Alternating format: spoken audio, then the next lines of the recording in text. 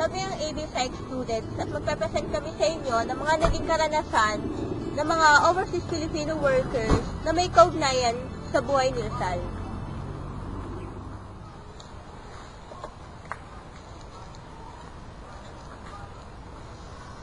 Hello, parang Jasper. Sino sa Pinas? Parang hindi ito. Kailan ka ba makakalis? Ingat ka sa mga illegal recruiters ha, baka madali ka. Pag nangyayari sa akin, 2 beses din yun. Hindi na ito magtatagal, tatawag na lang ulit ako. Ingat ka dyan pare. Tawag ka bago ka umalis, para masundo kita sa airport. Confirm ko lang kung kailan ka aalis. Sige. Bye.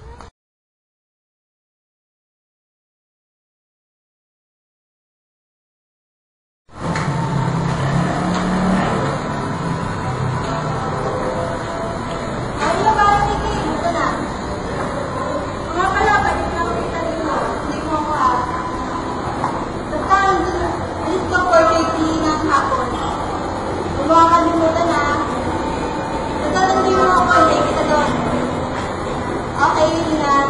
Maraming salamat. Sige, bye. Yung gamit mo, baka nabibigyan ka dyan. Kaya pa yan. Ganda nga ng balikat ko eh. Kumusta doon? Okay naman yun. Doon pa rin. Yung bahay. Okay naman. Medyo naging cook na konti. Kailangan mo, pag-ibigyan mo kasi nandito ka na.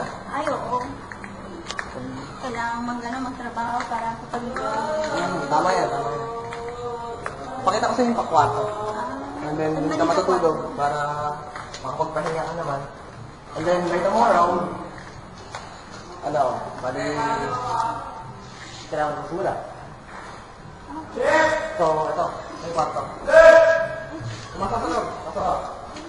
Ganun ko.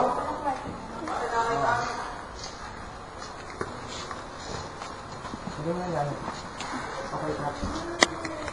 Nalagyan na sa cabinet. Kumain ka na ba? Ay, kumain na ako bago ko umagat. Okay. Kaya huwag ka naman mag-break. Doon sa cabinet ka dyan mo. Gusto naman yung travel. Yung nakakabot. Dito pa, syempre. Sila. Yung may gamit mo, ilagay mo lang dito. Sabi mo. Bukas mag-start ka ng trabaho, kaya kailangan. Ready na sa lahat ng mangyayari sa'yo dito. Okay lang ba tulungan mo ako? Kasi medyo kinakabahan ako eh. Tama na naman ako. Hindi naman masyadong kabala ko eh. Yung gamit mo, hindi ah. Buti nga, dumating ka dito eh. At least may mag-iinti na ng gamit ko Ay, dito. gano'n. Kaya pala kalat-kalat ng kwarto mo. Ako lang yung Hindi, ito naman oh. Kami na yung unan, huwag ka na mamiga. Grabe ka naman. Hindi, okay lang yan. Kahit kayo na, maloko ka pa rin eh. No? Ba? Pag nasa Pilipinas ka, yung ugali mo sa Pilipinas. Ganun pa rin. Ganun pa rin. Porque yung mga Pilipino yung tamo. Ano ginagawa mo? Wala na, bilhin ako sa tsura ko dun gano'n. Yung tanong ako.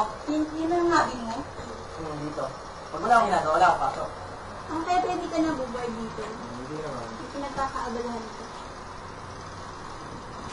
Oh, Siguro marami kang kachat, no? pahinga kaya.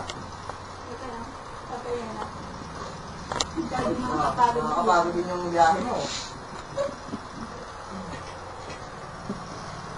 Okay Hindi na. mo nakakayat. Ipapahinga muna ako, ha? Nakakapagod. Yan, magpahinga ka lang din. Oh, yung malamig lang ka, mamaya madamig. Hindi, mamaya na lang ako pagka nandito na. Sumagat lang ako. Ano ka ba matatapos yan? Medyo mamaya pa eh. Oras pa lang, mag-30 pa lang ng hapon. Basta bukas, kailangan mo gumising na maaga, mga 4 a.m. And then, Ano naman? oo, kailangan. Ano Ganun ba talaga. talaga dito? Basta a.m. And then, by 7 o'clock, kailangan ready na para makita sa trabaho. Ayaw nga pala, hindi naman tulad ko ng Kaya talaga dito.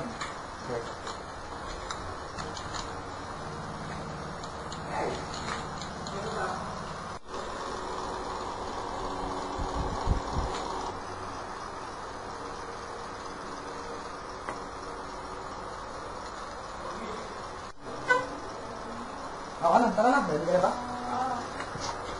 Wala na bang naiwan? Wala naman. Ay na. Yung uniform mo, baka...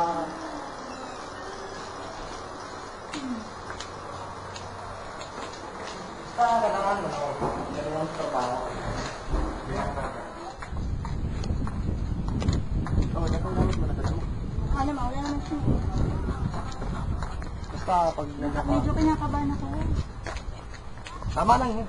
Dapat talaga kinakabahan ka. Bakit? Siyempre, first time din. Ganun din naman kasi ako eh. Okay. Pag halimbawa hindi ka kinabahan, baka naman ka nun. Hindi ba masungit yung boss? Hindi. Okay yun. Basta kailangan magaling ka makisama sa kanila. Saka huwag mo kakalimutan yung pinaka-importanting bagay, pagkala. Okay. Saka yung pagkatrabaho mo, wala ka matinis.